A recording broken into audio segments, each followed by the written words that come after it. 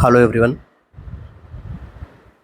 Once again, welcome back to our online platform RNCC Nursing Online Coaching and Online Test Series. तो जैसा कि आपको पता है आपके भी अपकमिंग एग्जाम्स नियर बाई हैं, जैसे आरआरबी, केजीएमयू, आरएमएल, ठीक है, और भी वैकेंसीज आपको यहाँ पे देखने को मिल रही है, ठीक है। और एज यूजुअल जो पर्सन एम्स के लिए लगे हुए हैं, ठीक है, तो उनके लिए भी जो है वैकेंसीज नियर बाई आ ही रही हैं। जैसे एम्स का तो उसका फिक्स शेड्यूल है, ठीक है। तो आपको क्या करना है, कंटिन्यूसली आपको पढ़ाई कंटिन्यू रखनी है जब तक आपका जो है टिल सिलेक्शन ना हो जाए। तो इसके लिए हम क्या कर सकते हैं, हम जो है अपनी आरएनसीसी की ओर से कुछ टेस्ट सीरीज़ वगैरह कंडक्ट करवाते हैं हर एग्ज़ाम से पहले। एग्ज़ाम के अकॉर्डिंग जो एमसीक्यूज़ वगैरह जो एग्जामिनर आपसे पूछता है उसके लेवल के हम यहाँ पे एमसीक्यूज़ वगैरह टेस्ट सीरीज़ के अंदर हम यहाँ पे लेते हैं। इसके अलावा और हम क्या करते हैं, जैसे फॉर एग्जांपल जैसे आरआरबी की टेस्ट सीरीज़ हमने यहाँ पे कंटिन्यू करवा रखी है, तो वहाँ पे 70 एमसीक्यूज़ आपको जो है नर्सिंग के, 30 एमसीक्यूज़ आपको मैथ, रीजनिंग, जीके वगैरह आपको देखने को मिलेंगे। तो एक्चुअल टेस्ट सीरीज़ वगैरह आपको यहाँ पे मिलेगी। साथ में आपको ये भी पता लगेगा कि हाँ, हम कहाँ स्टैंड करते हैं। आपकी जैसे रीजनिंग के अंदर प्रॉब्लम है तो किन किन टॉपिक्स को फर्दर एग्जाम में पूछा रहता है, तो वो टॉपिक्स आप अच्छे कर सकते हैं वहाँ पे टेस्ट देके। तो ऐसा आपको क्या करना है, प्रिपरेशन करते रहना। बाकी अपनी क्लासेस कंटिन्यू रहेगी, जैसे वीडियो सेशन अपने में एमसीक्यू डिस्कशन कराऊंगा। तो ये ऐसा नहीं है कि आपके केवल आरआरबी, केजीएमयू, आरएमएल केवल इन्हीं के लिए है, ठीक है। तो उनके लिए तो है ही, बट इनके अलावा जो नॉट सेट की प्रिपरेशन कर रहे हैं उनके लिए भी काफ़ी इंपॉर्टेंट रहने वाला है, ठीक है। ऐसा नहीं कि अपनी क्लास यहाँ पे जो है उन्हीं बच्चों के लिए, तो सभी बच्चे जो है जो भी एग्जाम के लिए प्रिपरेशन कर रहे हैं किसी भी एग्जाम के लिए, तो ये क्लास अपने लिए क्या रहेगी, इंपॉर्टेंट रहेगी। तो शुरू करते हैं आज के अपना सेशन बिना किसी देरी के। फर्स्ट एमसीक्यू है अपना,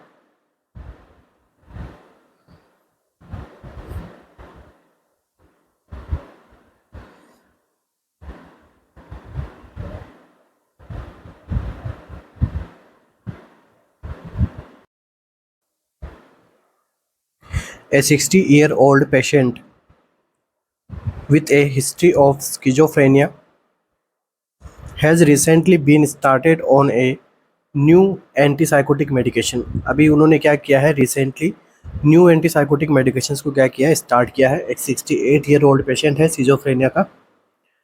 over the past month the patient develop bradykinesia, resting tremors and rigidity.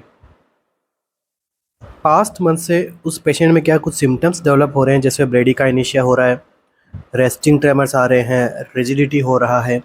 What is the most likely cause of these motor symptom. अब इन मोटार सिम्टम्स का जो है मोस्ट लाइकली कोज आपसे पूछा गया है कि इनका कोज क्या हो सकता है। ड्रग इंड्यूस्ड पार्किंसोनिज्म सिम्टम है ये, प्राइमरी पार्किंसन डिजीज़ के सिम्टम है, या फिर विल्सन डिजीज़ है, या फिर हंटिंगटन डिजीज़ है।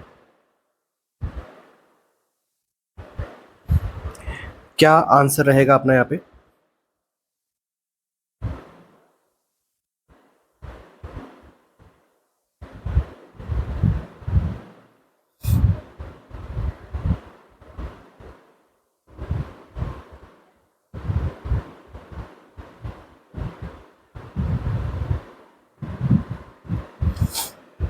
तो देखिए क्वेश्चन में आपको यहाँ पे क्लियरली बताया गया है कि पेशेंट को क्या है, हिस्ट्री है सिजोफ्रेनिया की, और ओवर द पास्ट मंथ यहाँ पे क्या हो रहे हैं, सिम्टम्स डेवलप हो रहे हैं, मतलब एक्यूट यहाँ पे सिम्टम आपको देखने को मिल रहे हैं।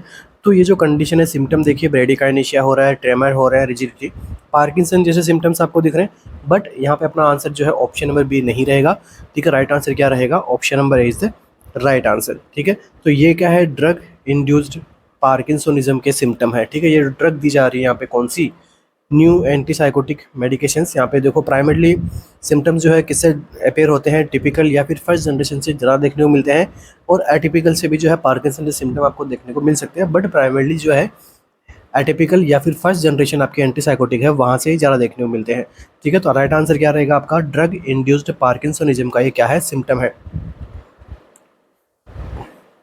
नेक्स्ट देखिए प्राइमरी पार्किंसन डिजीज़। तो प्राइमरी पार्किंसन डिजीज़ का सिम्टम नहीं है, क्योंकि क्लियरली यहाँ पे क्या बताया गया है, सिजोफ्रेनिया की कंडीशन है, और वहाँ पे क्या दी जा रही है, एंटीसाइकोटिक मेडिकेशन यहाँ पे दी जा रही है। नेक्स्ट देखिए विल्सन डिजीज़, ऑप्शन नंबर आपका बी भी इनकरेक्ट होता है। नेक्स्ट देखिए विल्सन डिजीज़। विल्सन डिजीज़ एक ऐसी कंडीशन है जिसके अंदर आपका जो है अफेक्ट होता है तो आपका न्यूरोलॉजिकल सिस्टम, एंड इसके साथ में हिपेटिक सिस्टम। ये दोनों इसमें क्या होते हैं, अफेक्ट होते हैं, बट ये जनरली सिजोफ्रेनिया से रिलेट नहीं करता है, ठीक है। इसलिए ये भी ऑप्शन आपका करेक्ट नहीं होगा। नेक्स्ट देखिए हंटिंगटन डिजीज़। ये भी जो है एक प्रकार की जेनेटिक न्यूरो डिजेनरेटिव डिजीज होती है।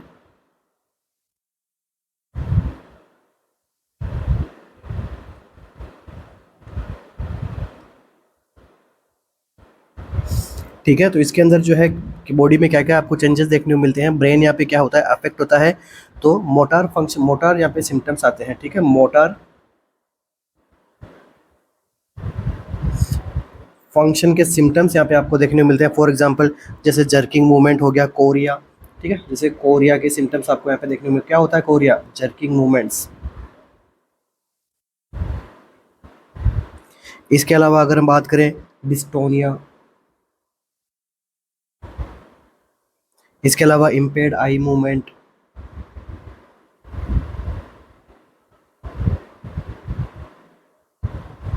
बेसिकली हम कह सकते हैं कि मोटार सिम्टम्स यहाँ पे क्या होते हैं, अफेक्ट होते हैं।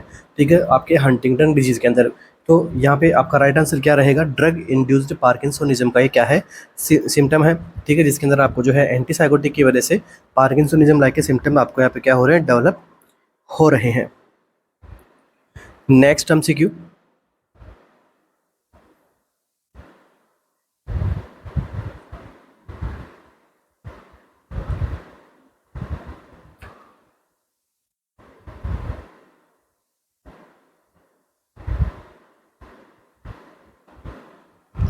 A patient with right leg arterial stenosis, एक पेशेंट है जिसमें क्या हो रहा है, राइट लेग आर्टीरियल स्टेनोसिस की कंडीशन देखने को मिल रही है, is being taken up for angioplasty. उसे अभी किसके लिए यहाँ पे ले जाया जा रहा है? एंजियोप्लास्टी के लिए। Which one of the following is incorrect about this procedure, आपको पूछा गया कि एंजियोप्लास्टी से रिलेटेड कौन सा ऑप्शन जो है इनकरेक्ट है। It is done for patient with rest pain और tissue necrosis. It gives best result in management of blood stenosis below the knee. Satisfactory dilation is confirmed by performing angiogram या फिर usually approached through femoral artery। तो क्या answer correct रहेगा आपके angiogram से related? Incorrect के बारे में पूछा गया है, तो आंसर कौन सा करेक्ट रहेगा?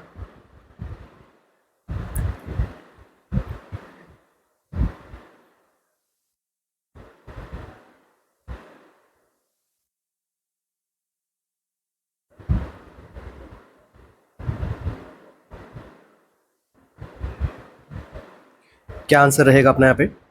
एंजियोप्लास्टी से रिलेटेड कौन सा ऑप्शन जो है इनकरेक्ट है?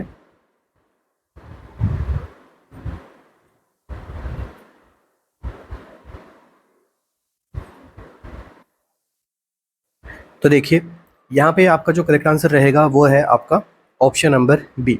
ठीक है, तो ऑप्शन नंबर बी जो है हम कह सकते हैं कि ये क्या है, इनकरेक्ट स्टेटमेंट है रिलेटेड टू एंजियोप्लास्टी। क्या पूछ रहा है? देखो, it gives best result for management of stenosis below the knee, कि ये जो है बिलो द नी यहाँ पे बेस्ट रिजल्ट देता है। ठीक है, बेस्ट मैनेजमेंट कर सकते हैं बिलो द नी कहीं स्टेनोसिस हो तो ये स्टेटमेंट क्या है यहाँ पे, रॉन्ग है, इनकरेक्ट है। एंजियोप्लास्टी से रिलेटेड जनरली ये जो है अबाउट द नी यहाँ पे काम में लिया जाता है। ठीक है, नेक्स्ट देखिए, it is done for patient with rest pain और टिश्यू नेक्रोसिस, बिल्कुल सही है। ये जो है यहाँ पे रेस्ट पेन और टिश्यू नेक्रोसिस वाले पेशेंट के अंदर यहाँ पे देखने को मिलता है, स्केमिया वगैरह हो वहाँ पे यूज में लिया जाता है। स्टेंट वगैरह इसके अंदर डालते हैं। ठीक है, उसको ओपनिंग करके जो यहाँ जहाँ पे भी लीजन्स वगैरह है उसको रिमूव किया जाता है। Satisfactory dilation is confirmed by the performing angiogram, यहाँ पे जो है एंजियोग्राम से हम यहाँ पे जो है डायलेशन कर सकते हैं। ठीक है, कोई नेरोविंग वेसल्स है उसके अंदर usually approach through femoral artery. ठीक है, जनरली जो है फीमोरल आर्टरी के अंदर एनेस्थेटाइज करके वहाँ से इसको क्या करते हैं, एक मिनिमल इन्वेजिव प्रोसीजर होता है, वहाँ से गाइड वायर डालते हैं। गाइड वायर के बाद में हम क्या करते हैं, स्टेंट से बैलून कैथेटर वगैरह यहाँ पे इंसर्ट करते हैं गाइड वायर के ऊपर। फिर जहाँ पे भी लीजन है, जहाँ पे भी आर्टरी के अंदर ओकल्जन है, वहाँ पे जो है इसको डायलेट करेंगे, बैलून को, आर्टरी को ओपन करेंगे, फिर इसको जो है काम में इस प्रकार से लेते हैं। ठीक है, तो इससे पहले हम क्या परफॉर्म करते हैं, क्लाइंट को एंजियोप्लास्टी से ले जाने से पहले हम क्या करते हैं, उसको जो है एस्पिरिन यहाँ पे प्रोवाइड करते हैं। एस्पिरिन कितनी प्रोवाइड करते हैं, ध्यान रखना, 325 mg यहाँ पे प्रोवाइड करेंगे। और एस्पिरिन के साथ में और आप क्या दे सकते हो, क्लोपिट्रल। इसकी डोज क्या रहती है, 300 से 600 mg जो है, इसको हम क्या बोलते हैं, लोडिंग डोज। ये जो है यहाँ पे दिया रहता है ताकि जो है फर्दर कोगुलेशन वगैरह ना देखने को मिले ड्यूरिंग द प्रोसीजर। ठीक है, अच्छे से जो है पूरा प्रोसीजर किया जा सके। इसके अलावा और आप क्या यूज़ कर सकते हैं, अनफ्रैक्शनेटेड हिपेरिन भी यहाँ पे जैसे एनोक्सिप्रिन वगैरह वो भी जो है यहाँ पे हम यहाँ पे प्रोवाइड करवा सकते हैं ड्यूरिंग द प्रोसीजर एंजियोप्लास्टी के अंदर, ठीक है। और आफ्टर द प्रोसीजर भी हम ये कुछ दिनों तक यहाँ पे या फिर 1 महीने तक हम ये ड्रग कंटिन्यू करते हैं ताकि कहीं पे भी जो है क्लॉट वगैरह ना बने, ठीक है। राइट आंसर क्या रहेगा अपने यहाँ पे option number B is right answer, rest of the options क्या रहेंगे आपके इनकरेक्ट रहने वाले हैं।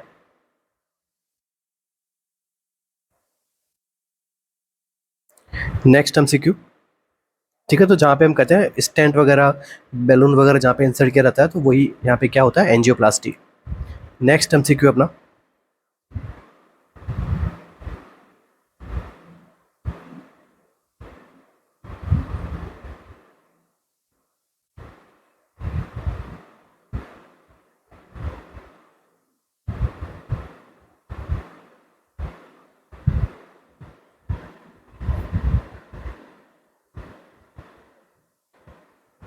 ए nurse is caring for a group of patient in a medical unit at a rural hospital. एक नर्स यहाँ पे जो है रूरल हॉस्पिटल में पोस्टेड है, वहाँ पर क्या कर रही है वो ग्रुप ऑफ पेशेंट यहाँ पे क्या कर रही है केयर कर रही है मेडिकल यूनिट में। Which patient would be the nurse would be least likely to monitor for the potential complication of brain abscess. तो इसमें से जो है कौन सा पेशेंट जो है वो एक लीस्ट लाइकली रहेगा मॉनिटर करने के लिए कॉम्प्लिकेशन लाइक ब्रेन एब्सेस का। Patient with endocarditis, patient with idiopathic epilepsy, patient who has had a liver transplant या फिर पेशेंट विद मेनिंजाइटिस।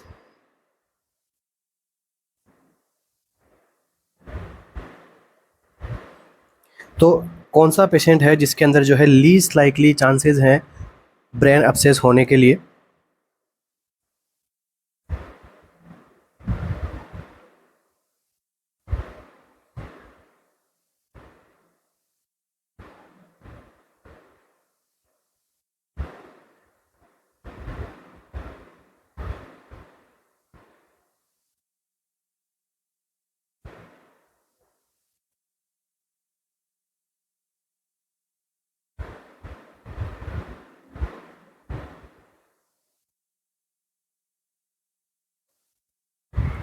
तो देखिए सबसे पहले हम डिस्कस करते हैं ब्रेन एब्सेस के बारे में। तो ब्रेन एब्सेस क्या होता है, ये इसके अंदर क्या होता है एक प्रकार से ब्रेन के अंदर क्या कलेक्शन हो जाता है, पस कलेक्शन होता है किसमें, ब्रेन में।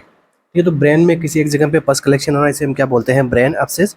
तो इसकी वजह से देखो सिम्टम्स आपको कैसे देखने को मिलेगा, जब ब्रेन के अंदर पस का कलेक्शन होगा तो वो क्या क्रिएट करेगा, ये जो पस का कलेक्शन है सबसे पहले बात ध्यान रखना कि वहाँ पे किसी न किसी प्रकार का इन्फेक्शन होगा तभी जो है पस का कलेक्शन वहाँ पे देखने को मिल सकता है। तो देखो अब इसमें सिम्टम्स आपको कैसे देखने को मिलेंगे, इसमें सिम्टम्स देखने को मिलेंगे आपको इंक्रीज्ड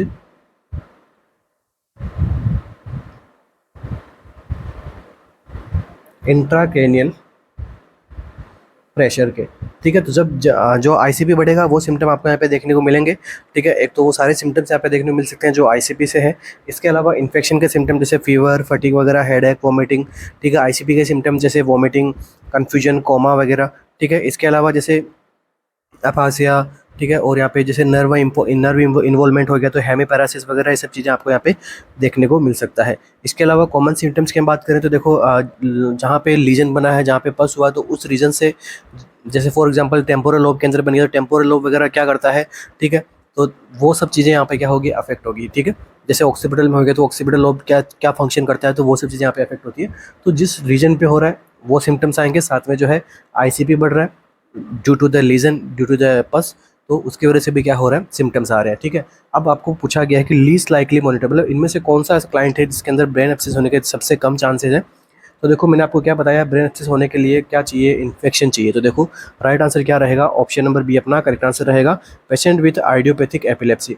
तो जिस पर्सन के अंदर एपिलेप्सी आ रही है वो क्या अपने आइडियोपैथिक है, ठीक है। तो वो एक डायरेक्टली रिलेटेड नहीं है किससे, इन्फेक्शन से, ठीक है। तो आपका एपिलेप्सी जो है डायरेक्टली इन्फेक्शन से रिलेटेड नहीं है, तो राइट आंसर क्या रहेगा आपका ऑप्शन नंबर बी। नेक्स्ट देखिए एंडोकार्डाइटिस। एंडोकार्डाइटिस में क्या हो रहा है, बॉडी में इन्फेक्शन वगैरह हो रहा है, ठीक है। हार्ट की जो एंडोकार्डियम जो लेयर होती है उसके अंदर यहाँ पे क्या इन्फेक्शन वगैरह है, ठीक है। तो इससे क्या बन सकता है, सेप्टिक एम्बोलिज्म बन सकता है, फिर जो ब्रेन के पास में जाके आगे फर्दर इन्फेक्शन वगैरह क्रिएट कर सकता है, ठीक है। इसके अलावा नेक्स्ट देखिए लीवर ट्रांसप्लांट। लीवर ट्रांसप्लांट वाले पेशेंट को हम कौन सी ड्रग देते हैं, इम्यूनोसप्रेसेंट, तो जिन पर्सन को इम्यूनोसप्रेसेंट चलता है तो वो क्या हो जाते हैं, प्रोन टू इन्फेक्शन, उनमें जो है रिस्क इन्फेक्शन की ज़्यादा हो जाती है। ठीक है, पेशेंट जो है मोर वल्नरेबल बन जाता है इन्फेक्शन होने के लिए, तो ये भी ऑप्शन आपका यहाँ पे इनकरेक्ट रहेगा। नेक्स्ट देखिए, पेशेंट विद मेनिंजाइटिस। मेनिंजाइटिस तो यहाँ पे मोस्ट कॉमन रिस्क फैक्टर है किसका, ब्रेन अब्सेस का।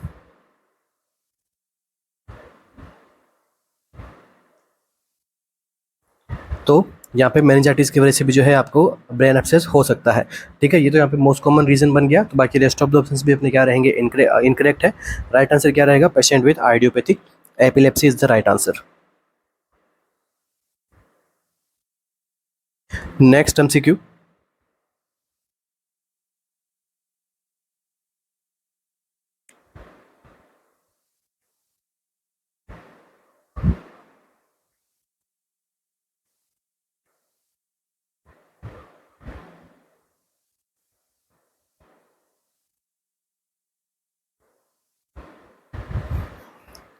over the course of the last few months, a 21-year-old female experienced symptoms like mild fever, rashes across the cheek and nose and joint pain और in the hands।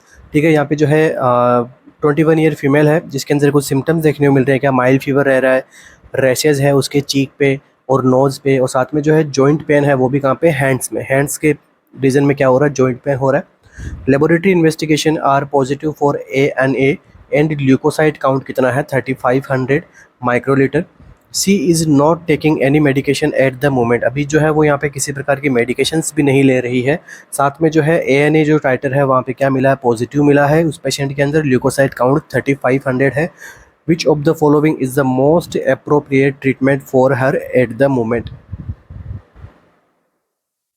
पूछा गया आपसे कि most appropriate treatment क्या रहेगा इस condition में, बेलीमुमेब, tetracycline and metronidazole, warfarin या फिर NSAID या फिर ओ एंड हाइड्रोक्लोरोक्विन। क्या आंसर रहेगा अपना यहाँ पे इस कंडीशन में।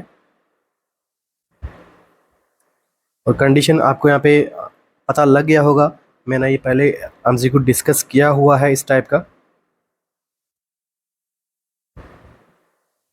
तो आपको पता लग गया होगा कि वहाँ पे रैशेज जो है चीक के ऊपर जब रैशेज होते हैं तो कौन सी डिजीज़ के अंदर, क्योंकि एक प्रकार से क्लासिकल साइन है एक डिजीज़ का, इसलिए आप आराम से समझ चुके होंगे डिजीज़ कौन सी है और वहाँ पे हम क्या ट्रीटमेंट हम फॉलो करते हैं।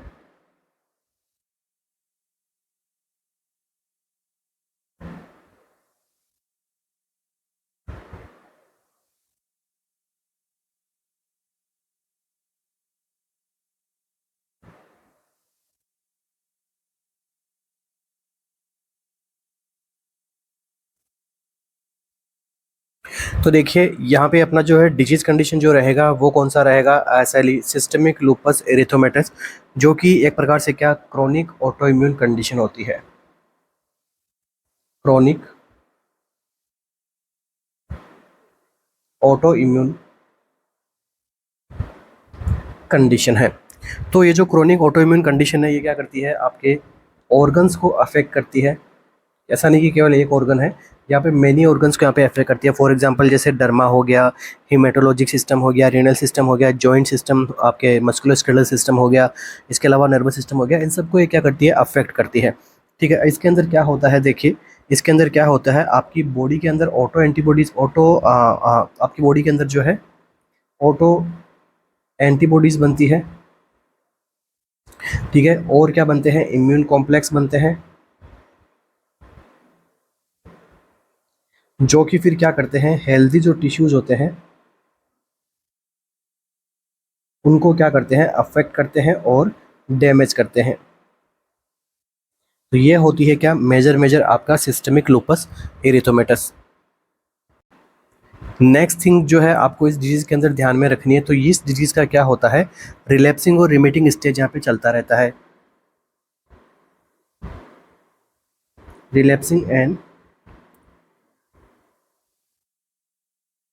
रिमिटिंग स्टेज ऑफ पीरियड यहाँ पे जो है करंटली चलेगा। रिलैप्सिंग का क्या मतलब हो गया, पीरियड ऑफ इलनेस। ठीक है, और रिमिटिंग का मतलब पीरियड ऑफ फ्यू और नो सिम्टम। ठीक है, मतलब वहाँ पे अभी जो करंट के अंदर बहुत ही कम सिम्टम है या फिर नो सिम्टम है, पर्सन जो है अच्छा महसूस कर रहा है, ठीक है, लाइफ उसकी अच्छी चल रही है, तो वो यहाँ पे इस प्रकार के यहाँ पे सिम्टम्स देखने को मिल सकते हैं रिलैप्सिंग और रिमिटिंग स्टेज में।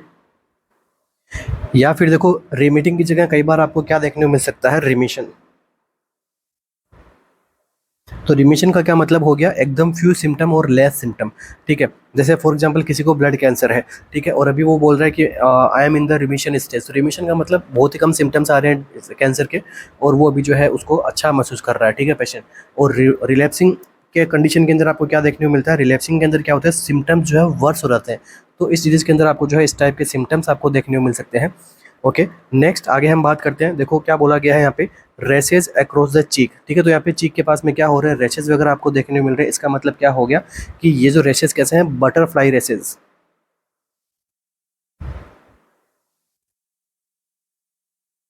ठीक है, एग्जाम के अंदर पूछा था कि बटरफ्लाई रैशेज कौन सी डिजीज के अंदर देखने को मिलता है, तो आपके सिस्टमिक लूपस एरिथेमेटस में। इन रैशेज का एक और नाम होता है क्या, माला रैश। ठीक है, इन्हें हम जो है माला रेश भी कहते हैं। इसके अलावा और क्या कंडीशन आपको देखने को मिलती है, पेशेंट जो है फोटो सेंसिटिविटी बढ़ जाती है पेशेंट की।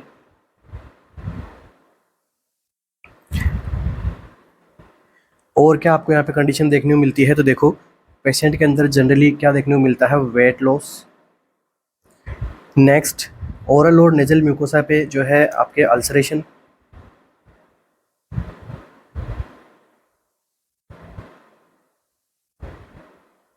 ठीक है, अल्सरेशन देखने को मिल गया। इसके अलावा जैसे प्लूराइटिस, पेरिकार्डाइटिस जैसे आपको सिम्टम देखने को मिलेंगे। इसके अलावा पूछ रहा था है कि हार्ट के ऊपर जो है, हार्ट से रिलेटेड जो है कॉम्प्लिकेशन बता दीजिए असली की वजह से। हार्ट के अंदर क्या कॉम्प्लिकेशन देखने को मिल सकती है, तो ध्यान रखिएगा, लिबमैन सेक एंडोकार्डाइटिस।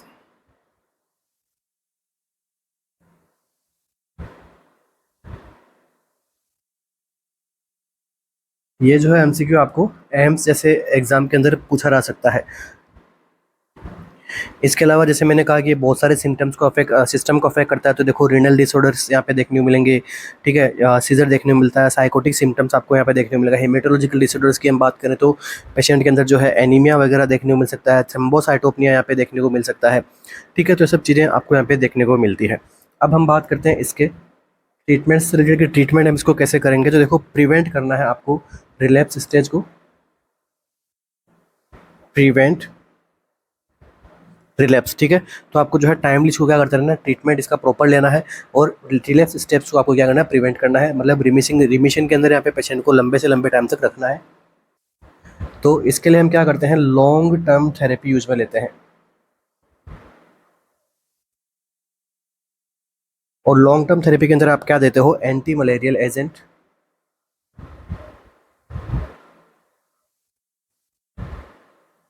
ठीक है, एंटी मलेरियल एजेंट हमने यहाँ पे प्रोवाइड किया।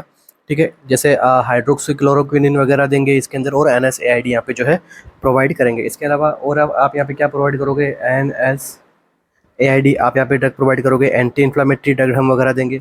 इसके अलावा लो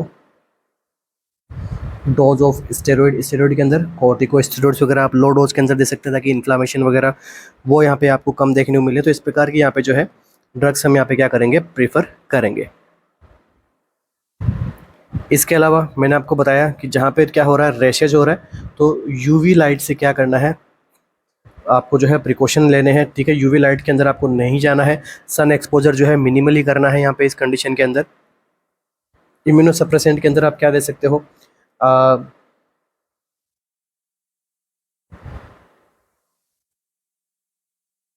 क्या दे सकते हैं, मेथोट्रेक्सेट, फॉलिक एसिड वगैरह हमें देना है। मेथोट्रेक्सेट अगर हम दे रहे हैं तो साइड इफेक्ट को कम करने के लिए इसके। तो देखिए अपना यहाँ पे राइट आंसर क्या रहेगा, ऑप्शन नंबर डी अपना करेक्ट आंसर रहेगा। NSAID एंड हाइड्रोक्सी क्लोरोक्विनिन हम यहाँ पे क्या करते हैं, प्रोवाइड किया जाता है। और साथ में डायग्नोसिस के लिए जो आपको यहाँ पे क्लियरली बताया गया है, क्या पॉजिटिव देखने को मिला, क्या ANA टाइटर। ANA क्या होता है, एंटी न्यूक्लियर एंटीबॉडी टेस्ट क्या मिलता है, पॉजिटिव मिलता है, कौन सी कंडीशन के अंदर, SLE के अंदर। तो बहुत सारे MCQs हमने यहाँ पे सीखे हैं केवल एक डिजीज से, SLE से रिलेटेड। तो देखिए इसके अलावा यहाँ पे जो है बेलीमुवेब, टेट्रासाइक्लिन, मेट्रोनिडाजोल, वारफेरिन वगैरह जो है हम यहाँ पे प्रोवाइड नहीं करते हैं। Next MCQ.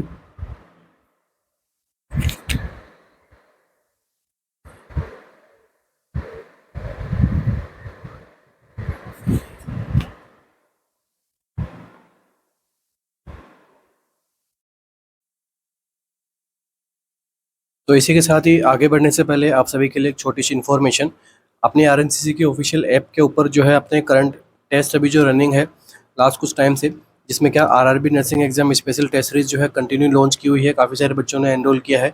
अच्छा जो है उनको यहाँ पे फीडबैक भी काफ़ी अच्छे मिल रहे हैं कि हाँ एग्जाम ओरिएंटेड अपनी जो है टेस्ट सीरीज हम यहाँ पे बना रहे हैं। ठीक है, तो ये क्या है, RRB nursing exam special test series है, जिसके अंदर यहाँ पे 80 मॉडल टेस्ट पेपर आपको मिलेंगे, प्लस 40 प्लस जो है आपको सब्जेक्ट एंड टॉपिक बेस्ड आपको यहाँ पे एमसीक्यूज देखने को मिलेंगे। ये जो है एग्जाम से पहले पहले तक आपका जो टेस्ट सीरीज हमने यहाँ पे शुरू किया हुआ है। ठीक है, काफ़ी इंपॉर्टेंट आपके लिए रहेगा। एग्जाम ओरिएंटेड टेस्ट सीरीज हमने बनाई है, टू द पॉइंट। जिस प्रकार का पेपर आरआरबी का रहता है वैसा ही हमने टेस्ट बनाया है यहाँ पे। ठीक है, जो यहाँ पे नॉन नर्सिंग सब्जेक्ट वगैरह वो सब हमने इसके अंदर इंक्लूड किया है। तो बेटर प्रिपरेशन के लिए, बेटर आपको सेल्फ एनालिसिस करने के लिए ये टेस्ट सीरीज जो है आपके लिए काफ़ी इंपॉर्टेंट रहने वाली है। इन टेस्ट सीरीज के रिगार्डिंग किसी प्रकार की कोई क्वेरी चाहिए तो आप हमारे सपोर्टिव नंबर पे कॉल और मैसेज कर सकते हैं। 24/7 आपको जो है यहाँ पे रिप्लाई किया जाएगा। इसके अलावा आरआरबी स्पेशल क्रैश कोर्स भी जो है हमने लॉन्च किया हुआ है, जिसके अंदर आपको टोटल 120 स्पेशल टेस्ट सीरीज आपको देखने को मिलेंगी। ठीक है, वो एक अलग से क्रैश कोर्स है अपना, वहाँ पे ऐप के अंदर आपको ये सब चीज़ें देखने को मिलेगी। तो ऐप जो है हमारा प्ले स्टोर पे और iOS के लिए दोनों के लिए उपलब्ध है। और नेक्स्ट नॉसेट के लिए जो प्रिपरेशन कर रहे हैं उनके लिए काफ़ी इंपॉर्टेंट हमने यहाँ पे टेस्ट सीरीज कंटिन्यू की हुई है टॉपिक वाइज। ठीक है, टॉपिक वाइज हमने टेस्ट सीरीज स्टार्ट की हुई है। तो ये जो है सितंबर टू दिसंबर तक हमने यहाँ पे टेस्ट सीरीज अभी कंटिन्यू की हुई है, जिसके अंदर आपको हर एक सिस्टम वाइज आपको यहाँ पे एग्जाम टेस्ट के अंदर आपको यहाँ पे प्रोवाइड किया जाएगा, जिसके अंदर कुछ इंपॉर्टेंट एमसीक्यूज यहाँ पे रहेंगे जो एग्जाम ओरिएंटेड अपने यहाँ पे सेशन रहेंगे सारे के सारे। ठीक है, टॉपिक वाइज और डेट भी आपको पता रहेगी। तो इसका एक फ़ायदा ये होता है, सपोज अगर आप इसके अकॉर्डिंग आपकी थियरी पढ़ रहे हो, ठीक है, फॉर एग्जांपल सबसे पहले जैसे एंडोक्राइन सिस्टम के टेस्ट थे, एंडोक्राइन सिस्टम आप पढ़ो, उसके आप इसके टेस्ट दो, तो आपको पता लगेगा कि हाँ कहाँ आप गलती कर रहे हो, क्या आप मिस कर रहे हो। जो एग्जाम ओरिएंटेड चीज़ है वो आपको यहाँ पे आपके नोट्स में है या नहीं है। तो इसके काफ़ी सारे बेनिफिट मिलते हुए आए हैं और आपको भी मिलेंगे अगर आप इसके बारे में भी कुछ यहाँ पे इसको समझ रहे हो टेस्ट सीरीज के लिए। तो चलिए नेक्स्ट एमसीक्यू अपना।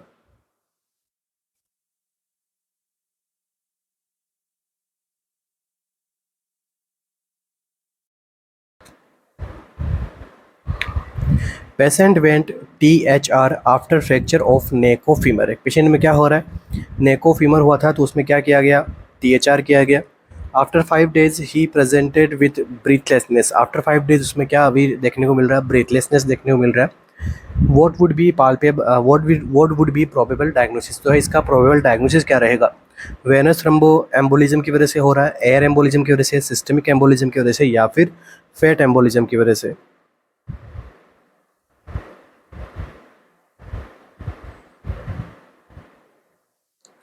क्या आंसर आपको देखने को मिलेगा, फैट एम्बोलिज्म की वजह से, या फिर वेनस थ्रोम्बो एम्बोलिज्म की वजह से, या फिर एयर एम्बोलिज्म की वजह से, या फिर सिस्टमिक एम्बोलिज्म की वजह से उसमें ब्रीथलेसनेस देखने को मिलेगा।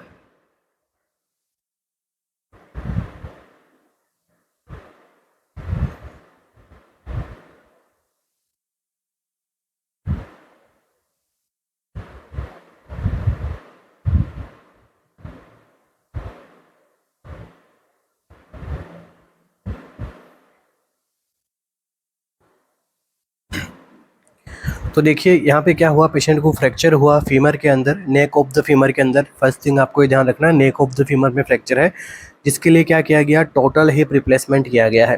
ठीक है, तो देखो यहाँ पे अपना जो है राइट आंसर क्या रहेगा, तो देखो यहाँ पे क्या राइट आंसर रहेगा, प्रायोरिटी वाइज अपना राइट आंसर जो रहेगा वो रहेगा वेनस थ्रोम्बो एम्बोलिज्म। ठीक है, तो जब THR किया रहता है पेशेंट के अंदर, तो उसमें क्या देखने को मिलता है आपको, पेशेंट को इमोबिलाइजेशन में रखा जाता है।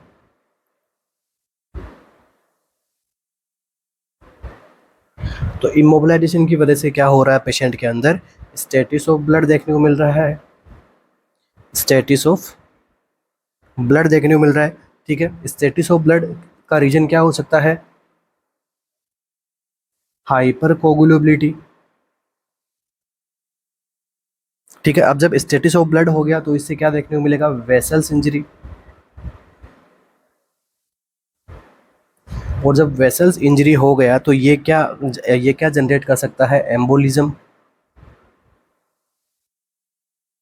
ठीक है, और फिर ये सर्कुलेशन करके कहाँ पे चला गया, आपके पल्मोनरी सिस्टम के अंदर, और पल्मोनरी सिस्टम के अंदर जाके इसने किसको अफेक्ट किया, आपके रेस्पिरेशन में। ठीक है, तो ब्रीथलेसनेस हो रहा है उसको, टेकिपनिया हो रहा है, ब्रीथलेसनेस हो रहा है। ठीक है, लंबा गहरा सांस ले रहा है तो उसको पेन हो रहा है। तो इस प्रकार के सिम्टम्स आपको देखने को मिल रहे हैं। राइट आंसर क्या रहेगा, वेनस थ्रोम्बोएम्बोलिज्म। और जो मैंने अभी आपको ये तीनों यहाँ पे बताए हैं, यहाँ पे hyper coagulability, stasis of blood, vessels injury, इनको हम कंबाइंड के अंदर क्या बोलते हैं, एक ट्रायड बोलते हैं। और इस ट्रायड का क्या नाम होता है, विरकोज ट्रायड।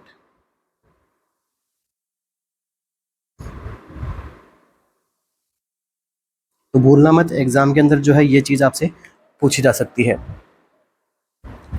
तो इस एम्बोलिज्म की वजह से आपको फर्दर और साइन सिम्टम आपको देखने को मिल सकते हैं। ठीक है, और अगर ये देखो लेग्स के अंदर यहाँ पे इमोबिलाइजेशन की वजह से यहाँ पे स्टेटिस ऑफ ब्लड हो रहा है, तो लेग में आपको क्या देखने को मिलेंगे, काफ पेन आपको देखने को मिलेगा। मतलब होमान साइन आपको यहाँ पे देखने को मिलता है डीवीटी के अंदर। ठीक है, होमान साइन आपको देखने को मिलेगा, काफ पेन आपको देखने को मिलेगा। ठीक है, और यहाँ पे आपको जो है वेन का जो डायमीटर है वो भी आपको यहाँ पे जो है लार्ज देखने को मिल सकता है। इसके अलावा और क्या क्या कोड हो सकते हैं आपके, जैसे फॉर एग्जांपल देखो यहाँ पे क्या बताया गया, 5 डेज। ठीक है, 5 डेज के बाद में जो है ब्रीथलेसनेस हो रहा है, तो इससे हम समझ सकते हैं कि वहाँ पे क्या बनता है, एम्बोलिज्म वगैरह ये सब चीज़ें जो है बनी है। ठीक है, और ये क्या लीड करती है, डिस्निया वगैरह, चेस्ट पेन वगैरह, और यहाँ पे जो है एम्बोलिज्म वगैरह यहाँ पे बन गया है। इसके अलावा देखो एयर एम्बोलिज्म अपना जो है आंसर करेक्ट हो सकता है, बट क्लियरली यहाँ पे जब मेंशन है टीएचआर हुआ है, टीएचआर की वजह से पेशेंट किस में गया, इमोबिलाइजेशन के अंदर। ठीक है, तो इसके लिए जो है 5 डेज बाद में इसमें सिम्टम्स हो रहे हैं, तो इसमें क्लियरली आपको पता लग रहा है कि स्टेटिस ऑफ ब्लड की वजह से, हाइपर कोगुलेटिव की वजह से, या फिर वेसल्स इंजरी की वजह से यहाँ पे किसी ना किसी प्रकार के एम्बोलिज्म बन गया। और फिर जो है इसने क्या जनरेट किया, पल्मोनरी सिस्टम के अंदर जाके एम्बोलिज्म यहाँ पे जाके प्रेजेंट हुआ, वहाँ पे जाके सिम्टम्स अपीयर किए। Right answer option number A. अब ऐसे ही जो है आपके air embolism, systemic embolism, fat embolism वगैरह भी देखने को मिल सकता है। फैट एम्बोलिज्म जैसे हम समझते हैं कि जैसे लॉन्ग बोन्स के अंदर आपके फ्रैक्चर वगैरह हो, तो वहाँ पर जो आपके फैट एम्बोलिज्म जैसे सिम्टम्स आपको यहाँ पर देखने को मिलते हैं। तो देखो फैट एम्बोलिज्म के बारे में भी आपको जो है पूछा जा सकता है एग्जाम के अंदर। तो ये बेसिकली कब देखने को मिलता है, ट्रॉमा ऑफ लॉन्ग बोन्स के अंदर जब ट्रॉमा होता है तो आपको क्या देखने को मिलता है। तो देखो इसके अंदर जो है जब एम्बोलिज्म बनता है लॉन्ग बोन्स में, क्या रहता है, बोन मेरो। बोन मेरो में कौन सा, येलो बोन मेरो जो है ज़्यादा देखने को मिलता है। जैसे जैसे एज बढ़ती जाती है तब तब येलो का मतलब क्या है, वहाँ पे एक्सेसिवली क्या प्रेजेंट है, फैट प्रेजेंट है। तो ये जो फैट जो यहाँ पे बोन मेरो यहाँ के अंदर भी ब्रेकडाउन मिलेगा, तो फैट वगैरह ग्लोबुल्स जो है वो ब्लड के अंदर यहाँ पे सर्कुलेशन होगा। ब्लड के अंदर सर्कुलेशन होने की वजह से पेशेंट के अंदर सिम्टम्स आएंगे, कैसे देख लीजिए, टेकिकार्डिया के।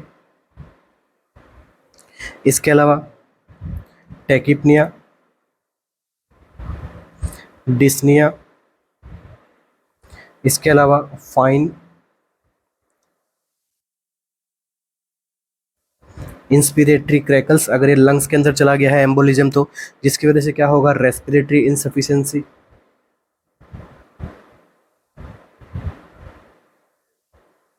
ठीक है, और क्या देखने को मिलेगा, हाइपोक्सिया। ये तो केवल मैं आपको लंग्स का बता रहा हूँ। इसके अलावा ब्रेन में चला गया, ठीक है, ये एम्बोलिज्म जो है ब्रेन में चला गया, तो क्या करेगा, देखो ब्रेन में चला गया तो क्या आएगा, पेशेंट को फीवर आएगा, सीजर्स आ सकते हैं, और क्या देखने को मिलेगा, न्यूरोलॉजिकल फीचर्स देखने को मिलते हैं पेशेंट के अंदर। अब एग्जांपल न्यूरोलॉजिकल फीचर्स के अंदर बहुत सारे एग्जांपल है, कॉन्शियसनेस वगैरह कम देखने को मिलेगी। ठीक है, कन्फ्यूजनल स्टेट्स के अंदर आपको डिक्रीज लेवल ऑफ कॉन्शियसनेस आपको यहाँ पे देखने को मिलेगा। इसके अलावा बॉडी के अंदर, बॉडी के ऊपर क्या हो जाएंगे, रेसेस हो जाएंगे, जिसे हम क्या बोलते हैं, पेटेकियल रेसेस। तो बहुत सारे जो है साइंस सिम्टम्स आपको यहाँ पे देखने को मिलते हैं बॉडी में। ठीक है, और जो है आपको जो है यहाँ पे पिटेकिया वगैरह रेशेस के अंदर आपको ये जो है आई के अंदर भी आपको देखने को मिलेंगे, जब आप जो है ऑक्यूलर जो है एग्जामिनेशन हम करेंगे तब। तो यहाँ पे जो है करेक्ट आंसर क्या रहेगा, venous thromboembolism. Next MCQ,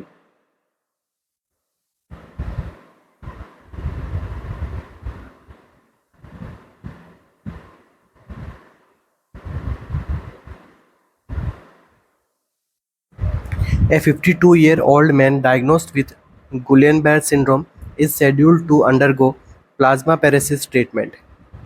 एक 52-year-old मैन है जिसमें क्या डायग्नोस हुआ है, गुलियन-बेरे सिंड्रोम। उसमें क्या किया गया है, प्लाज्माफेरेसिस ट्रीटमेंट उसमें किया जा रहा है।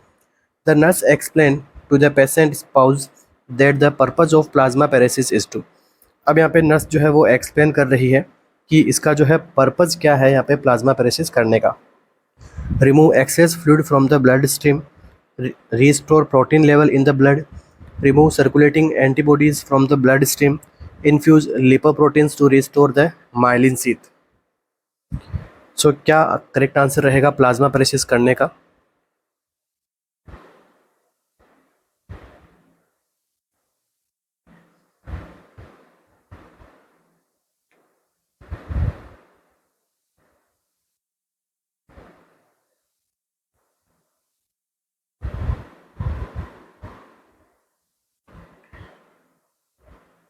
क्या आंसर रहेगा? देखिए कंडीशन क्या है पेशेंट के अंदर, गुलियन-बेरे सिंड्रोम है। गुलियन-बेरे सिंड्रोम क्या होता है, ये एक प्रकार से acute progressive demyelination of parasympathetic nervous system disease है। ठीक है, इसके अंदर क्या होता है, पेशेंट के अंदर जो है सेंसरी, मोटर एंड कॉग्निटिव जो है यहाँ पे डिफेक्ट आपको देखने को मिलते हैं, या फिर कॉग्निटिव फंक्शंस जो है डेफिसिट देखने को मिलते हैं। ठीक है, इसे हम जो है एक्यूट इन्फ्लामेटरी डीमाइलिनेटिंग पॉलीन्यूरोपैथी भी कहते हैं इस कंडीशन के अंदर। ठीक है, तो यहाँ पे देखो आपको क्या क्या सिम्टम्स आपको यहाँ पे देखने को मिल सकते हैं। तो सिम्टम्स की अगर हम बात करते हैं, देखो वेरिएबल सिम्टम्स आपको देखने को मिलते हैं, जो भी नर्व अफेक्ट हो रही है उसके सिम्टम्स यहाँ पे आपको देखने को मिलेंगे। तो कॉमन सिम्टम्स की अगर हम बात करते हैं तो देखिए बाइलेटरल फ्लैसिड और असेंडिंग वीकनेस। पेशेंट में क्या आएगा, वीकनेस आएगा, बट पेशेंट में वीकनेस आएगा कैसा, तो असेंडिंग पैरालिसिस पेशेंट के अंदर देखने को मिलेगा। सबसे पहले लोअर लिम्स आपके अफेक्ट होंगे, उसके बाद में जैसे जैसे धीरे धीरे जो है रेस्पिरेशन को यहाँ पे क्या कर देगा, अफेक्ट कर देगा, मतलब असेंडिंग पैरालिसिस। तो लोअर साइड से अपर साइड के अंदर जो है आपको पैरालिसिस देखने को मिलेगा। ठीक है, तो 4 to 8 वीक्स के अंदर आपके जो है सिम्टम्स अपीयर होना जरूरी यहाँ पे स्टार्ट हो जाएंगे। इसके अलावा और क्या होगा, डिक्रीज रहेगा यहाँ पे क्या, आपका डीप टेंडन इफेक्ट डिक्रीज रहेगा। पेशेंट कैसा रहेगा, एयर रिफ्लेक्सिया हो जाएगा इस पेशेंट के अंदर। ठीक है, इसके अलावा और क्या देखने को मिलेगा, पैरास्थीसिया। इसकी वजह से क्या होगा, फर्दर डायफ्राग्मेटिक वीकनेस।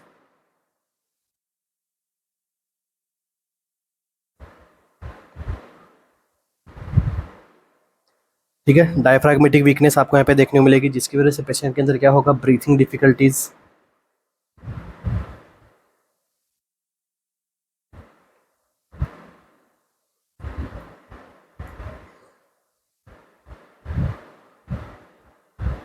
डिफ़िकल्टीज़ की वजह से पेशेंट की क्या हो जाएगी, फर्दर डेथ भी यहाँ पे हो सकती है। ठीक है, इसके लिए इसको क्या ज़रूरत पड़ेगी, फिर मैकेनिकल वेंटिलेशन की जो है यहाँ पे रिक्वायरमेंट पड़ेगी। इसके अलावा पेशेंट के अंदर और क्या देखने को मिलेगा, ऑटोनॉमिक नर्वस सिस्टम का यहाँ पे डिसबैलेंस होगा, तो हाइपरटेंशन भी हो सकता है, हाइपोटेंशन भी हो सकता है, ब्लड विजन।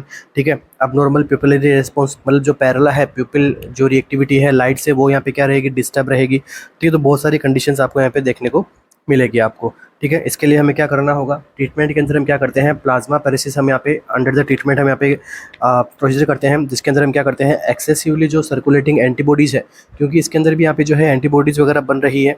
तो क्या आंसर करेक्ट रहेगा, ऑप्शन नंबर सी अपना करेक्ट आंसर रहेगा। तो प्लाज्माफेरेसिस जो है रिमूव करता है हार्मफुल सर्कुलेटिंग एंटीबॉडीज़ को ब्लड स्ट्रीम से। ठीक है, ताकि जो ऑटो इम्यून अटैक हो रहा है नर्वस सिस्टम पे उसको कम किया जा सके। ठीक है, तो ये कंडीशन ये भी कैसी है, ऑटो इम्यून।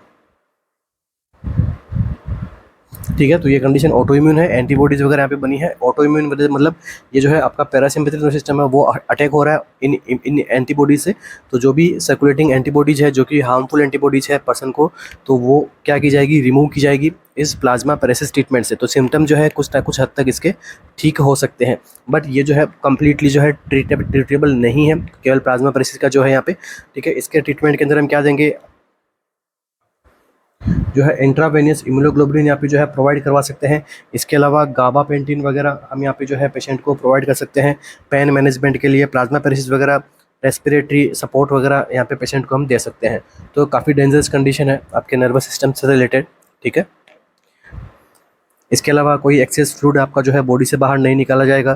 प्रोटीन लेवल को वापस से रिस्टोर ऐसा कुछ यहाँ पे नहीं किया जाता है। Infuse lipoproteins to restore myelin sheath, यहाँ पे जो है लिपोप्रोटीन वगैरह को इनको भी रिस्टोर हम नहीं कर सकते हैं। तो जो पैरासिम्पैथेटिक नर्वस सिस्टम है उसकी माइलिन सीट यहाँ पे डिस्ट्रैक्ट हो रही है तो हो रही है, उसको हम नहीं बता सकते हैं। कौन कर रहा है उसको ज़रूर हम उनकी क्वांटिटी कम कर सकते हैं, किससे? प्लाज्मा पैरेसिस से, जिससे कि कुछ हद तक सिम्टम्स यहाँ पे ठीक हो सकते हैं। Next MCQ।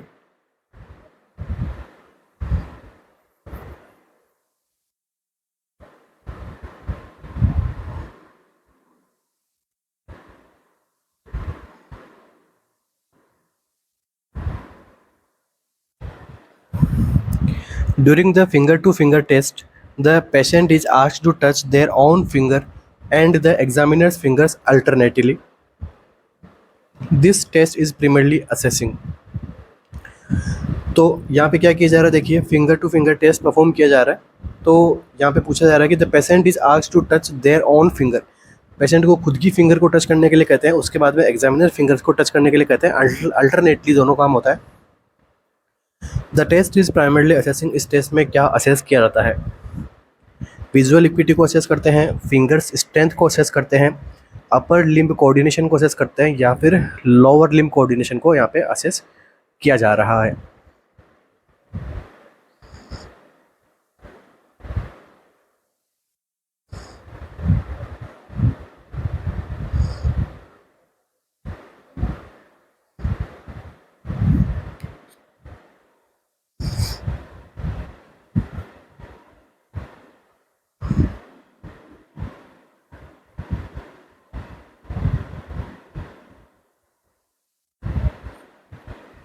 तो देखिए यहाँ पे जो है करेक्ट आंसर क्या रहेगा? Option number C is the right answer. Option number C क्या है अपना करेक्ट आंसर है। विजुअल इक्विटी के लिए, फिंगर स्ट्रेंथ के लिए, लोअर लिम्ब कोऑर्डिनेशन के लिए अलग टेस्ट होते हैं, ये नहीं होता है। तो क्या है देखिए, तो अपर लिम्ब कोऑर्डिनेशन को असेस करते हैं, और क्या और हम किसका पता लगा सकते हैं यहाँ पे? सेरेबेलर फंक्शन का।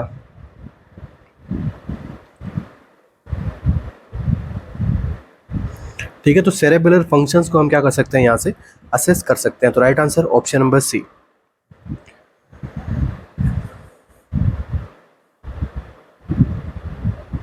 Next MCQ।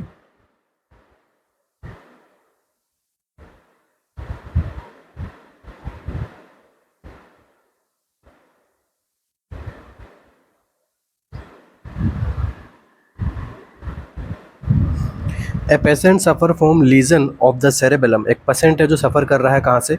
उसके सेरेबेलम में क्या हो गया है? लीजन हो गया है, due to which he shows a wide base gait, जिसकी वजह से वो क्या शो कर रहा है? वाइड बेस गेट को यहाँ पे शो कर रहा है। When asked to stand in a spot and close his eyes, जब उसे कहा जाता है कि आपको एक स्पॉट पे खड़ा होना है, ठीक है, फिर और हम कहते हैं कि आपको अपनी आइज़ भी जो है क्लोज करनी है। He is not able to maintain his balance, उसको जो है यहाँ पे अपने बैलेंस को मेंटेन करने में प्रॉब्लम होती है। दिस साइन इज कॉल्ड, इस साइन को हम क्या कहते हैं? Cullen sign, Grey Turner sign, Murphy sign, या फिर रोमबर्ग साइन।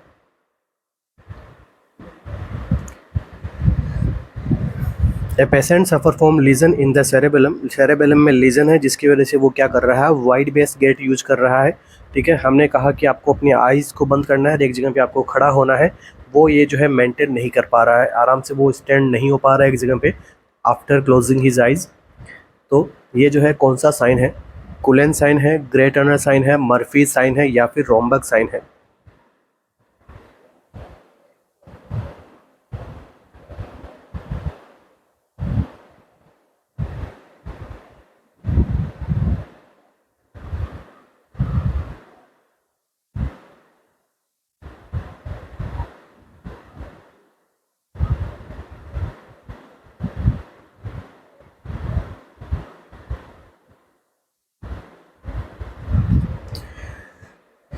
तो देखिए ये जो यहाँ पे साइन शो हो रहा है, ये साइन क्या है? Romberg sign. ठीक है, ये क्या साइन है? रोमबर्ग साइन है, जो किसको असेस करता है यहाँ पे? सेरेबेलर लीजन्स को।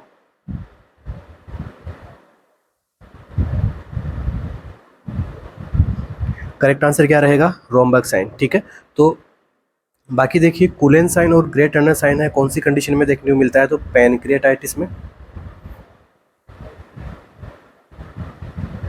ठीक है, तो जनरली क्वेश्चन क्या आता है? एक्यूट पैनक्रियाटाइटिस से। एग्जाम में क्वेश्चन आता है सीरम लाइपेज एमाइलेज का लेवल हम इसके अंदर असेस करते हैं। ठीक है, एनपीओ वगैरह रखा जाता है पेशेंट को, ताकि उसके अंदर स्टिमुलेशन ना मिले पैंक्रियाज में, ऑटो डाइजेशन वगैरह इन सब की प्रोसेस हम यहाँ पे डिक्रीज कर सकें। ठीक है, लो फैट डाइट वहाँ पे हम प्रोवाइड करते हैं। इसके अलावा देखिए ऑप्शन नंबर ए और बी तो आराम से हम एक्सक्लूड कर ही सकते हैं। नेक्स्ट देखिए मर्फी साइन। तो मर्फी साइन कौन सी कंडीशन के अंदर हम यहाँ पे इसको हम यहाँ पे काम में लेते हैं? तो देखियो ये जो है असेसमेंट करता है किसके अंदर? Acute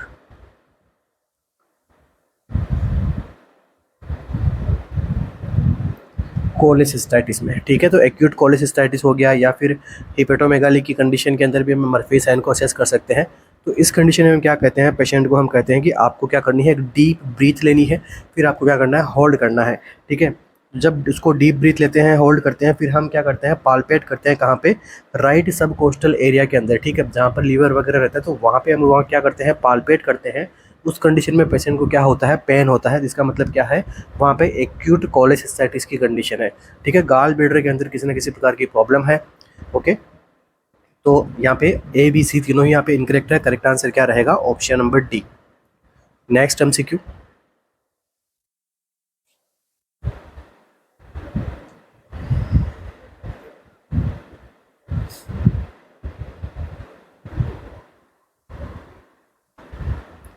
all of the following are feature of decerebrate rigidity except. सभी के सभी क्या है? फीचर्स हैं किसके? डी सेरेब्रेट रिजिडिटी के, एक्सेप्ट एक को छोड़ के। देखिए extension of neck, pronation of the forearm, extension of all four limbs, या फिर फ्लेक्शन ऑफ अपर लिम्स।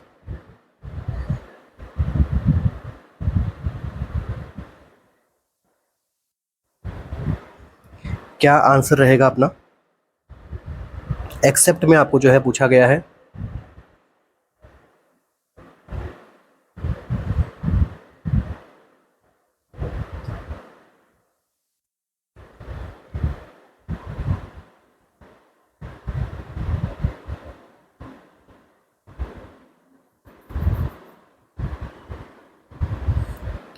तो क्या कंडीशन यहाँ पे नहीं देखने को मिलेगी? तो देखो दो टाइप की कंडीशन है। First one decerebrate, and second one जो है वो है क्या? Decorticate. दो टाइप की जो है पोजीशन देखने को मिलती है। सबसे पहला एमसीक्यू आपका ये बनता है कि डी सेरेब्रेट जो कंडीशन है वो किस किस में आपको देखने को मिलती है, क्या कंडीशन में देखने को मिलती है? तो प्रॉब्लम जो है डी सेरेब्रेट वाली कंडीशन के अंदर जो है प्रॉब्लम कहाँ पे आपको देखने को मिलती है? तो देखो ये जो है एक तो सर्वाइकल स्पाइनल ट्रैक्ट के अंदर प्रॉब्लम रहेगी, या फिर हम कह सकते हैं सेरेब्रल हेमिस्फेयर के अंदर किसी प्रकार का लीजन बन गया हो। ठीक है, तो आपको जो है डी सेरेब्रेट पोस्चर आपको देखने को मिलता है पेशेंट में। और डी कॉर्टिकेट की जो कंडीशन है आपको कहाँ पे देखने को मिलेगी? तो मिड ब्रेन और पॉन्स के अंदर प्रॉब्लम से, मिड ब्रेन या फिर पॉन्स के अंदर क्या हो? किसी ना किसी प्रकार का डैमेज हो या फिर प्रॉब्लम हो। सबसे पहला एमसीक्यू आपका दोनों तरह से क्लियर हो गया है। नेक्स्ट जो पूछ रहा था आपसे कि कैसी पोर्शन बनती है, देखिए डी सेरेब्रेट का अगर हम बात करते हैं, देखो इसमें क्या है, ज़्यादा आपको डी के बाद ई आ गया, सी के बाद ई आ गया, आर के बाद ई आ गया, और लास्ट में भी ई है। मतलब इससे हम क्या समझ सकते हैं? तो वो याद रखने के लिए बता रहा हूँ मैं। ठीक है, इसमें क्या होता है? एक्सटेंसर, बॉडी के जो लिम्स है, ठीक है, उनमें क्या होता है? एक्सटेंशन होता है। और डी कॉर्टिकेट, देखो कॉर्टिकेट में सी आ रहा है। ठीक है, तो सी से पोजीशन आपको देखने को मिलती है। तो इसके अंदर क्या होता है? आर्म्स कैसी हो जाती है? सी शेप की हो जाती है, मतलब सी हो गई, मतलब क्या हो गया यहाँ पे? फ्लेक्शन। ठीक है, तो देखो यहाँ पे अपना आंसर भी इस प्रकार से हमें देखने को मिलेंगे, पोजीशन भी इनके अकॉर्डिंग ही आएगी। तो देखिए यहाँ पे क्या होगा, जब हम बात करें सेरेब्रेट की, तो देखो आंसर की बात करें हम, तो करेक्ट आंसर क्या रहेगा आपका? ऑप्शन नंबर डी, क्योंकि फ्लेक्शन किस में होता है? कॉर्टिकेट के अंदर फ्लेक्शन होता है, अभी हमने यहाँ पे पढ़ा है। तो flexion of the upper limb, तो अपर लिम्ब के अंदर फ्लेक्शन होना किसके अंदर होता है? कॉर्टिकेट के अंदर। तो हम लिख सकते हैं फ्लेक्शन इन अपर लिम्ब किस में देखने को मिलता है, कोर्टिकेट। और यहाँ पे आपको क्या देखने को मिलता है, एक्सटेंशन, ठीक है। एक्सटेंडेड आपको क्या मिलेंगे, लेग मिलेंगे। और यहाँ पे एक्सटेंडेड आपको क्या मिलेंगे, आर्म आपको देखने को मिलेंगे, ठीक है। फिंगर्स कैसी रहेगी, कर्लिंग फिंगर्स आपको रहेगी। स्ट्रेट एकदम आपको स्ट्रेट आपको जो है आर्म्स देखने को मिलेगी, ठीक है। और यहाँ पे जो है टोज जो है पॉइंटेड करेंगे आउटवर्ड की साइड के अंदर, ठीक है। टोज भी जो है, ठीक है। तो मतलब एक्सटेंशन किस में होता है, डी सेरेब्रेट के अंदर, और फ्लेक्शन किसके अंदर होता है, आर्म्स का डी कोर्टिकेट के अंदर। मेजर आपको आर्म्स ही देखनी है यहाँ पे, अगर इमेज आ जाए एग्जाम के अंदर, जैसे नोट सेट का अगर आप पेपर दे रहे हैं, ठीक है, तो उसके अंदर आपको इमेज पूछ ले डी कोर्टिकेट की या फिर सेरेब्रेट की है, तो आराम से आप पहचान सकते हैं। बाकी रेस्ट ऑफ द ऑप्शंस आपको सेरेब्रेट के अंदर, डी सेरेब्रेट के अंदर देखे जाएंगे। तो देखो एक्सटेंशन ऑफ नेक बिल्कुल सही है, प्रोनेशन ऑफ आर्म बिल्कुल सही है, extension of all four limbs बिल्कुल सही है, ठीक है। तो राइट आंसर क्या रहेगा आपका, option number D is the right answer. Next MCQ,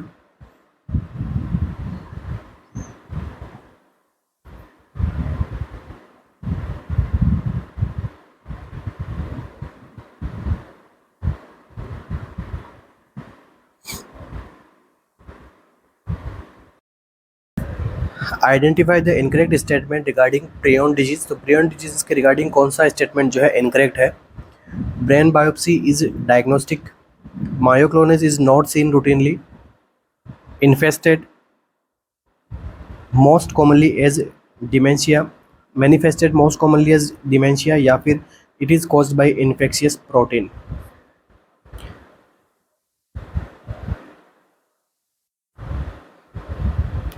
क्या आंसर अपना यहाँ पे रहेगा।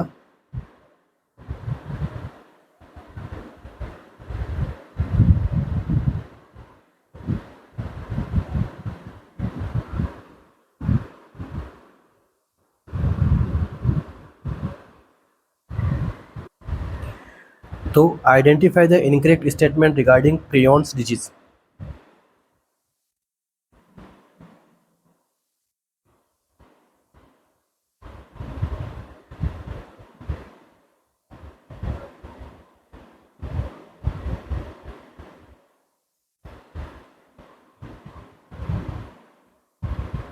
तो देखिए सबसे पहले हम बात करते हैं, देखो प्रियॉन डिजीज़ क्या है। तो प्रियॉन डिजीज़ के अंदर आप कौन कौन सी डिजीज़ कंडीशन पढ़ते हैं। तो ये सबसे पहले तो जैसे प्रोटीन कैसियस इन्फेक्शियस डिजीज होती है, कौन कौन सी डिजीज होती है देखो प्रियॉन से। तो देखो स्क्रैपी, इसके अलावा बोवेन स्पिंगोफोरम,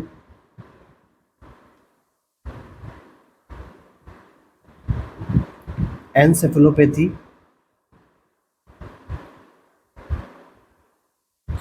नेक्स्ट क्या देखने को मिल सकता है आपको, और क्या कंडीशन हो सकती है, देखिए फेलिन, स्पॉन्जिफॉर्म एनसेफेलोपैथी। तो मेरे कहने का मतलब ये है कि ये इसके अंदर क्या देखने को मिलता है आपको, न्यूरो डिजेनरेटिव डिजीज आपको देखने को मिल सकती है।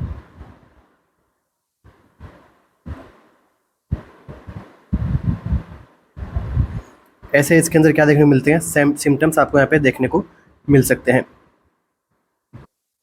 इसके अलावा और एक डिजीज होती है कौन सी, कुरू, ठीक है। तो कुरू डिजीज हो गया, जैकब डिजीज हो गया,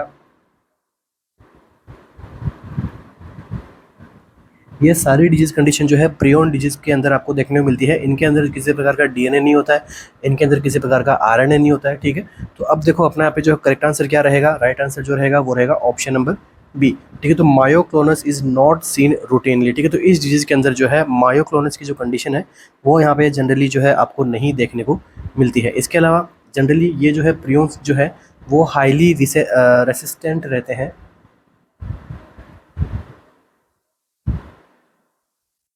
किसके, स्टेरिलाइजेशन मेथड के। इसलिए ये जो कंडीशन है काफ़ी ज़्यादा डेडली बन सकती है। जो इनके पॉजिटिव ऑर्गेनिजम्स होते हैं वो हाईली रेसिस्टेंस रहते हैं किसके, स्टेरिलाइजेशन के। तो हम इसको कैसे, हम इसको जो है डिसइंफेक्ट कर सकते हैं, ये कैसे इनको यहाँ पे हम यहाँ पे किल कर सकते हैं। देखिए 90% फिनॉल से इसको हम यहाँ पे डिसइंफेक्ट कर सकते हैं। इसके अलावा ऑटोक्लेविंग एट 121 डिग्री सेल्सियस और कितने टाइम ड्यूरेशन तक, 1 आवर तक करेंगे तो यहाँ पे जो इनको हम क्या कर सकते हैं, किल कर सकते हैं। इसके अलावा 10% सोडियम सल्फेट से भी हम इसको किल कर सकते हैं। मेजरली इन दो इनसे आप क्या कर सकते हैं, डिसइंफेक्शन का यहाँ पे काम करते हैं। तो बेसिकली देखो थोड़ा न्यू आपका टॉपिक है यहाँ पे प्रियोन डिजीज से रिलेटेड। तो इतने सारे डिजीज और भी डिजीज कंडीशन है, कुछ होती है एनिमल्स के अंदर होती है, कुछ ह्यूमंस में होती है, और ये जो मैंने आपको लिखवाई है सारी सारी डिजीज कंडीशन है जो ह्यूमंस के अंदर देखने को मिलती है ड्यू टू प्रियोन। ओके, तो राइट आंसर क्या रहेगा, मायोक्लोनस जो है इनके अंदर जो है जनरली सीन नहीं होता है। ब्रेन बायोप्सी हम यहाँ पे कर सकते हैं डायग्नोस्टिक कंडीशन के लिए। डिमेंशिया जैसे सिम्टम्स आपको यहाँ पे देखने को मिलते हैं, ठीक है। इन्फेक्शियस प्रोटीन की वजह से ये कंडीशन आपको देखने को मिल सकती है। ओके, तो राइट आंसर क्या रहेगा आपका, ऑप्शन नंबर डी, क्योंकि ये जो है यहाँ पे इनकरेक्ट स्टेटमेंट शो कर रहा है। नेक्स्ट एमसीक्यू,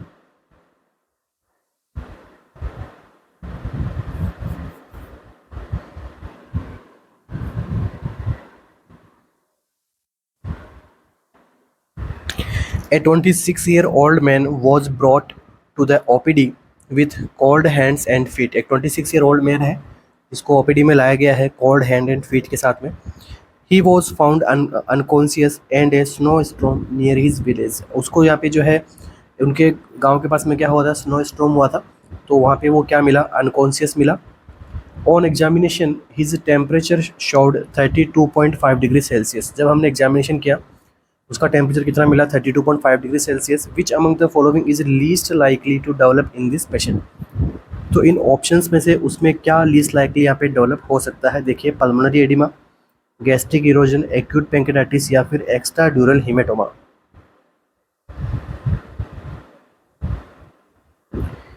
क्या कंडीशन यहाँ पे देखने को मिल सकती है।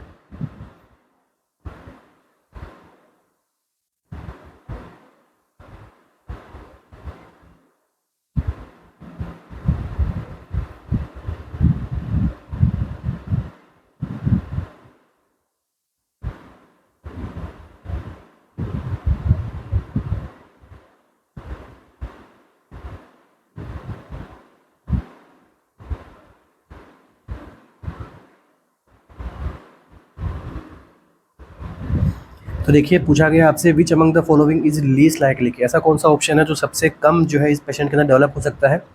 राइट आंसर क्या रहेगा, एक्स्ट्रा ड्यूरल हीमेटोमा, क्योंकि कहीं भी आपको एमसीक्यू में नहीं बताया गया है कि वहाँ पे कोई उसको ट्रॉमा हुआ है, कोई इंजरी हुआ है। तो एक्स्ट्रा ड्यूरल हीमेटोमा कब बनता है, जब आपके जो है आउटर मोस्ट मेम्ब्रेन जो ब्रेन की होती है, जो ड्यूरामीटर, उसके बाहर क्या हो, हीमेटोमा बनाए, इंजरी हो, वहाँ पे ब्लीडिंग हो, तो वहाँ पे क्या बनता है, एक्स्ट्रा ड्यूरल हीमेटोमा, जो कि एक ट्रॉमा की वजह से या फिर किसी प्रकार की इंजरी की वजह से देखने को मिलता है। तो बाकी देखिए इसके अंदर जो है कोल्ड हैंड एंड फीट वगैरह है, 32.5 डिग्री सेल्सियस है, स्नो स्टॉर्म वगैरह हो रखा है, तो उसकी वजह से जो क्या हो सकता है, पल्मोनरी एडिमा हो सकता है, गैस्ट्रिक इरोजन हो सकता है उस पेशेंट के अंदर, एक्यूट पैंक्रेटाइटिस भी यहाँ पे जो है क्लाइंट में देखने को मिल सकता है। तो इस कंडीशन में जो है क्लाइंट का जो पैंक्रियाज के अंदर यहाँ पे इन्फ्लामेशन हो सकता है, ठीक है। Severe abdominal pain, nausea vomiting यहाँ पे देखने को मिल सकता है। कोल्ड टेम्परेचर की वजह से जो एक्यूट पैंक्रेटाइटिस के सिम्टम्स आपके आ सकते हैं पेशेंट में, ठीक है। एक्सट्रीम कोल्ड टेम्परेचर की वजह, क्योंकि स्नो स्टॉर्म काफ़ी ज़्यादा एक्यू यहाँ पे जो है टेम्परेचर बाहर का बहुत ज़्यादा ठंडा हो गया होगा, ठीक है। कोल्ड टेम्परेचर की वजह से ये सिम्टम्स आप में देखने को मिल सकते हैं। पल्मोनरी एडिमा हो सकता है, गैस्ट्रिक इरोजन हो सकता है, एक्यूट पैंक्रेटाइटिस हो सकता है। Okay, next MCQ,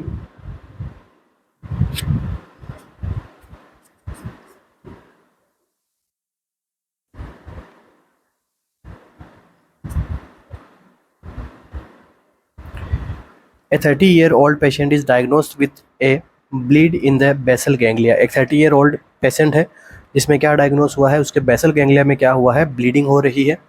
after a CT scan is done, which of the following clinical feature would you not anticipated in him. जब हम उसका CT स्कैन कर रहे हैं तो कौन सा क्लिनिकल फीचर जो है हमें यहाँ पे एंटिसिपेटेड नहीं करना चाहिए या फिर नहीं मिलेगा हमें।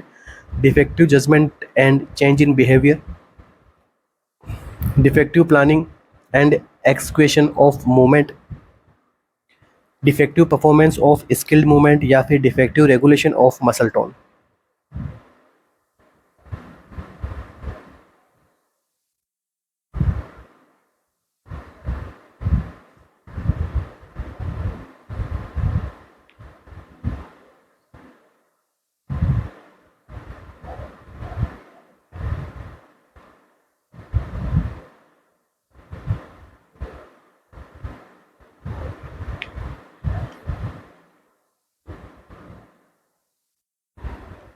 तो बेसल गैंग्लिया में जब यहाँ पे इंजरी देखने को मिलेगी तो क्या कंडीशन जो है देखने को मिल सकती है। आपसे पूछा गया है कि नॉट एंटिसिपेटेड, तो क्या नहीं होगा, और बाकी के ऑप्शंस तो होंगे बट ऐसा कौन सा नहीं होगा।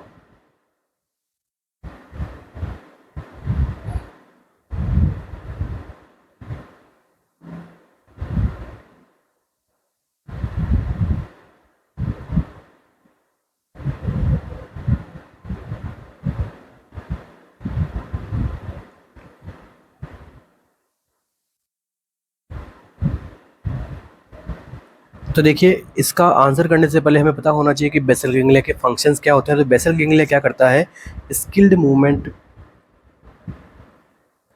के अंदर जो है हेल्प करता है और साथ में मसल टोन को जो है मेंटेन रखने के लिए भी काम करता है। तो देखो आपका राइट आंसर यहाँ पे क्या नहीं होगा, तो देखिए ऑप्शन नंबर ए।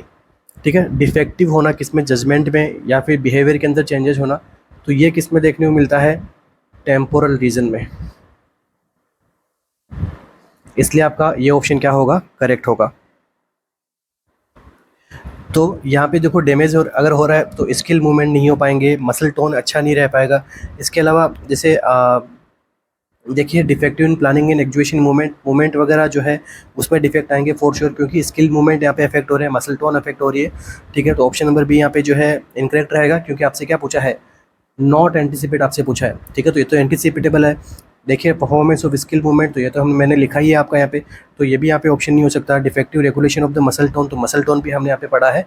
तो बेसल गैंग्लिया में जब इंजरी होगी तो ये सब तीनों ऑप्शन बी सी डी आपको मिलेंगे, तो कौन सा नहीं मिलेगा, राइट आंसर जो रहेगा वो रहेगा option number A is the right answer.